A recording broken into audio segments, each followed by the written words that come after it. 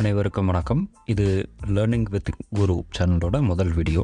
இந்த முதல் வீடியோவில் நம்ம பார்க்க இருக்கிறது ஆவண கருவிகளோட அடிப்படைகள். If you want the same content in English, kindly check the chapters. முதல்ல ஆவண கருவிகள் அப்படின்றது என்னன்னு நம்ம பார்த்தாகணும். இங்கிலீஷில் இது டாக்குமெண்டேஷன் டூல்ஸ்ன்னு சொல்லுவாங்க.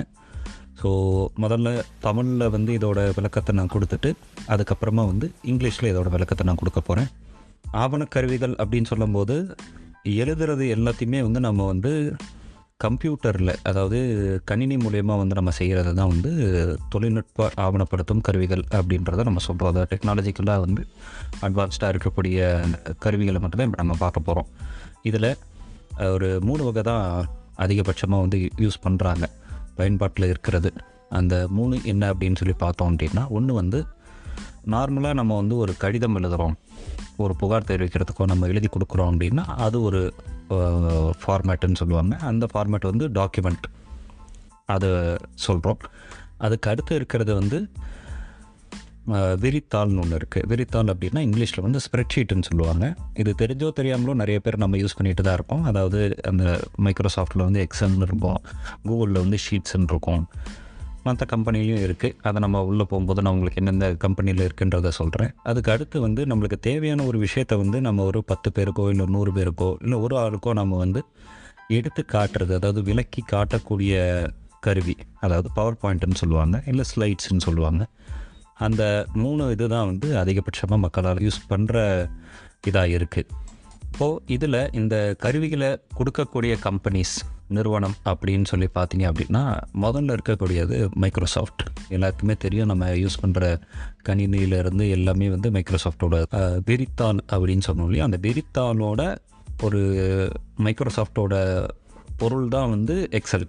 ஆனால் இப்போ எல்லாருமே என்ன பண்ணுறோம் அப்படின்னா, நம்ம விரித்தாள்னு யாரும் சொல்கிறது இல்லை, அதாவது ஸ்ப்ரெட்ஷீட்டுன்னு யாரும் சொல்கிறது இல்லை, எல்லாருமே எக்ஸல்னு தான் சொல்கிறோம். அந்த ஒரு பயன்பாட்டு முறைக்கு நம்ம இதை கொண்டு வந்தாச்சு. 2வது இருக்கிறது கூகுள் மைக்ரோசாஃப்ட்டுக்கு அடுத்ததாக தான் கொண்டு வந்திருக்கேன். ஏன்னா மைக்ரோசாஃப்ட் ரொம்ப வருஷமாக இருக்குது, அதுக்கப்புறமா தான் கூகுள் வந்தது. அதுக்கு அடுத்து இருக்கிற கம்பெனி பார்த்திங்க அப்படின்னா, நம்ம தமிழரால் உருவாக்கப்பட்ட ஒரு நிறுவனம் ஜோஹோ. அந்த ஜோஹோவில் இருக்கக்கூடியது தான் அந்த இது.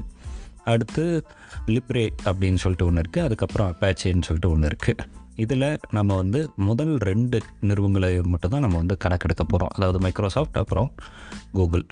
ஏன் இந்த 2 நிறுவனத்தை தான் எடுக்கிறேன் அப்படின்னா, அதிக பயன்பாட்டில் இருக்கக்கூடியது இந்த 2 நிறுவனங்களோட பொருள் மட்டும்தான். அதனால தான் இந்த இதை நம்ம கணக்கெடுக்கிறோம்.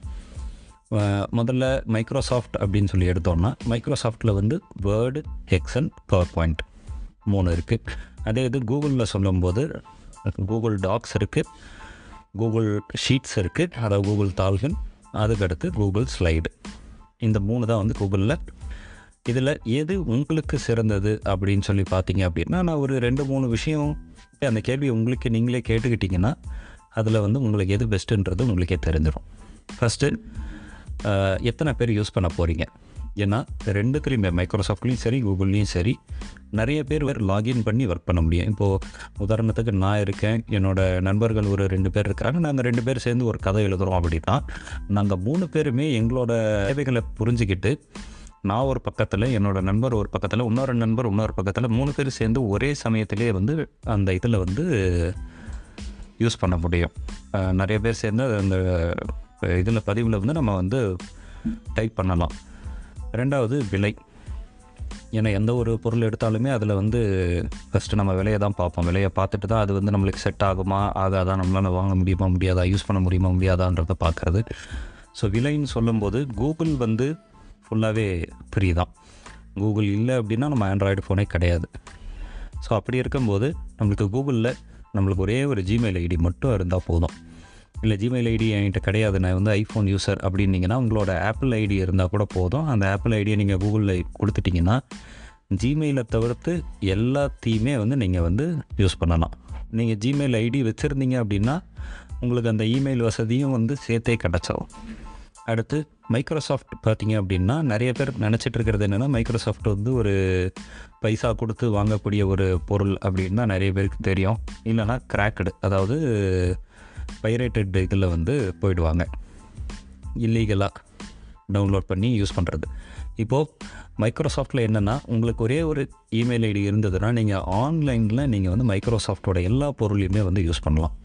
இதை தவிர்த்து நீங்கள் அதே அப்ளிகேஷனை டெஸ்க்டாப்பில் டவுன்லோட் பண்ணி எக்ஸலில் ஓப்பன் பண்ணணுன்னா உங்களுக்கு அதுக்கு பைசா செலவாகும். ஒன்று சப்ஸ்கிரிப்ஷன் பேஸில் போகும், அப்படி இல்லைனா ஒன் டைம் ஃபீயாக வந்து நீங்கள் அந்த சாஃப்ட்வேரை வந்து வாங்கிட்டு யூஸ் பண்ணுற மாதிரி இருக்கும். அதுக்கு அடுத்து பார்த்தீங்க அப்படின்னா ஃபீச்சர்ஸ்ன்றதை சொல்கிறேன். அடுத்து மைக்ரோசாஃப்ட் எக்ஸல் இல்லை வேர்டு இல்லை பவர் பாயிண்ட், இந்த மூணுத்துலேயுமே வந்து நீங்கள் வந்து ஆட்டோமேஷன் அப்படின்றத நீங்கள் பண்ண முடியும். ஸ்கிரிப்ட் அப்படின்றத வந்து அதில் எழுத முடியும். அதாவது ப்ரோக்ராம் ரிலேட்டடாக இருக்கிற ஏதாவது ஒரு விஷயங்களை வந்து கண்டினியூஸாக அதுவே பண்ணணும்.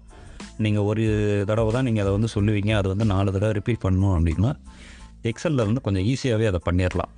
கூகுள்லேயும் அதே மாதிரியான ஃபீச்சர்ஸ் இருக்குது. உங்களுக்கு அதை வந்து அந்த லெவலில் வந்து உங்களுக்கு அதை மாற்றி உங்களுக்கு தேவையான அளவு மாற்ற முடியுமா அப்படின்றது கேட்டிங்கன்னா அதுக்கு ஒரு சின்ன டைம் எடுக்கும், அந்த இதை நீங்கள் உள்ளே போய் பார்க்குறதுக்கு. ஏன்னா அதுக்குன்னு சொல்லி சில ப்ளகின்ஸ் இருக்குது, சில ஸ்கிரிப்ட் எடிட்டர்னு அதில் தனியாக ஒன்று இருக்குது. அந்த எடிட்டரில் போயிட்டு நீங்கள் ஃபுல்லாக உட்காந்து டைப் பண்ணால் மட்டும்தான் அது கிடைக்கும். ஆனால் மைக்ரோசாஃப்ட்டில் அது ஓப்பனாகவே இருக்கும் உங்களுக்கு. அதுக்கடுத்து ஆக்சசபிலிட்டின்னு சொல்லுவாங்க, அதாவது அணுகக்கூடிய நிலை. உங்களுக்கு மைக்ரோசாஃப்ட் ஆகட்டும் கூகுள் ஆகட்டும் ரெண்டுமே வந்து ப்ரௌசரில் உங்களுக்கு கிடச்சிரும். ப்ரௌசரில் உங்களுக்கு ப்ரௌசர்னால் நம்ம கூகுள் குரோம் ஆகட்டும், இல்லை ஃபயர்ஃபாக்ஸ் ஆகட்டும், இல்லை ஒபேரா ஆகட்டும், இல்லை எட்ஜ் ஆகட்டும், இன்டர்நெட் எக்ஸ்ப்ளோரர், ஏதோ ஒரு ப்ரௌசர், அந்த ப்ரௌசரில் இது வந்து ஃப்ரீயாகவே உங்களுக்கு கிடச்சிருது. அந்தந்த கம்பெனியோட வெப்சைட்டில் நீங்கள் போய்ட்டு அதை ஆக்சஸ் பண்ணணுன்னா ஈஸியாக பண்ணிடலாம். மைக்ரோசாஃப்டோடது மட்டும்தான் உங்களுக்கு வந்து ஆஃப்லைனில், அதாவது கணினியில் நீங்கள் வந்து அதை வந்து டவுன்லோட் பண்ணி அதிலிருந்து நீங்கள் ஆக்சஸ் பண்ணக்கூடியது இது வந்து உங்களுக்கு மைக்ரோசாஃப்ட்டில் மட்டும்தான் இருக்குது. ஆனால் அதுக்கு நீங்கள் பைசா ஏதாவது பே பண்ணுற மாதிரி இருக்கும், இல்லைனா கிராக்டு வெர்ஷன் போடுற மாதிரி இருக்கும்.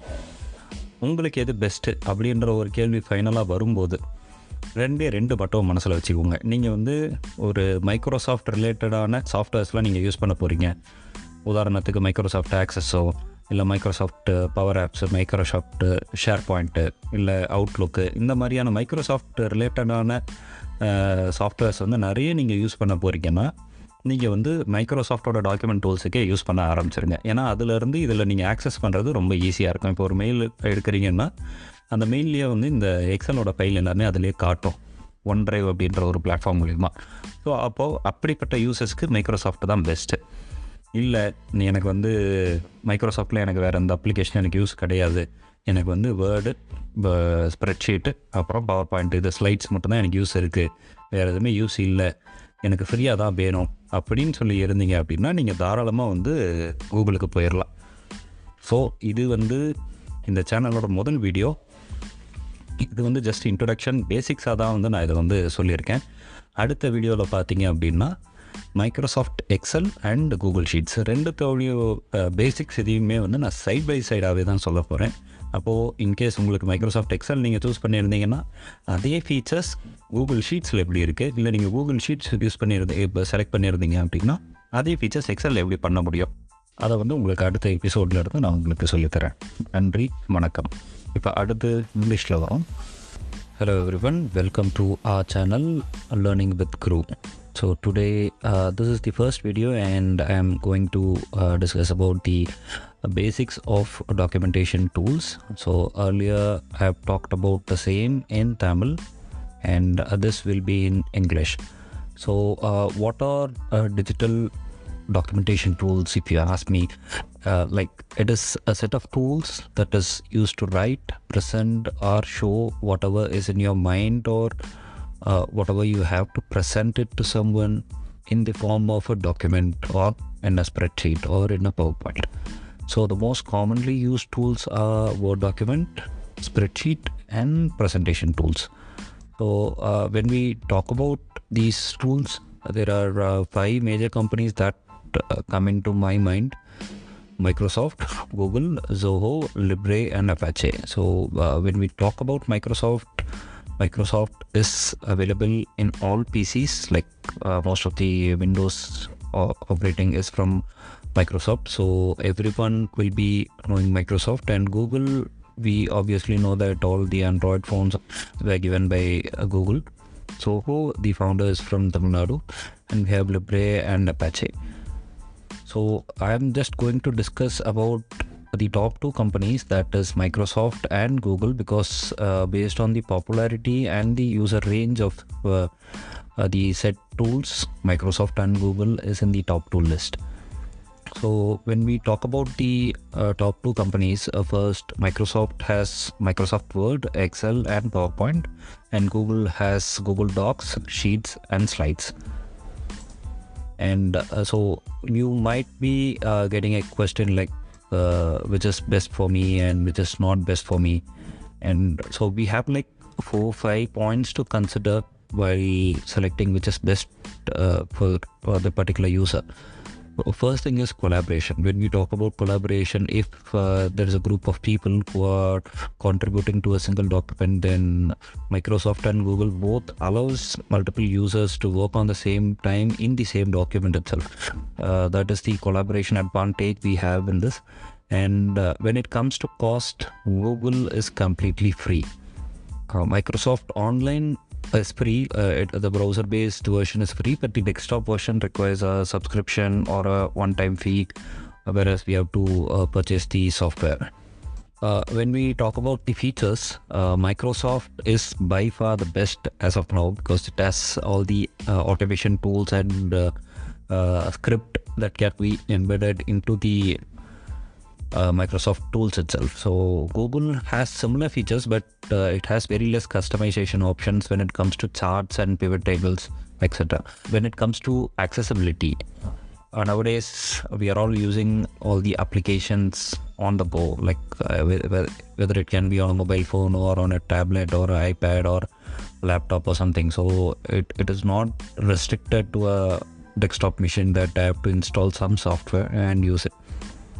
So when it comes to these two Google and Microsoft tools, both are available in browser and in Play Store and App Store. So we can use it on a mobile phone or on a tab or on any device.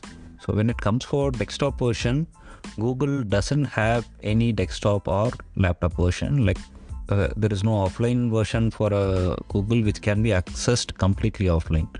Requires internet up to like 30-40% for it to function properly. And Microsoft offline version is available either as a subscription or a paid one. So when it comes to Microsoft subscription or a paid, most of the people in India are opting for the cracked or pirated version, where it is not going to harm anyone, but it is illegal.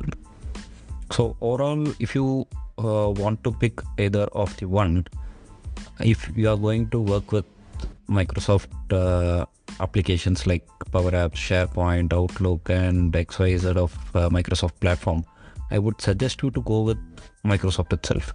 If you don't have any other application, like you want to create some document and you have to use Excel and you are creating some slides for the presentation activities, then you can go with the Google Sheets because it is free and there is no hidden cost in it. But whereas in Microsoft, at one point when you go for a desktop version, you might have to pay something for that. So it is up to you. You can choose either Microsoft or Google, but my classes will be reflecting of about both Google and Microsoft. So in the next video, in the next topic, I'll be talking about Microsoft Excel and Google Sheets, but just the basics I'll be covering. Thank you.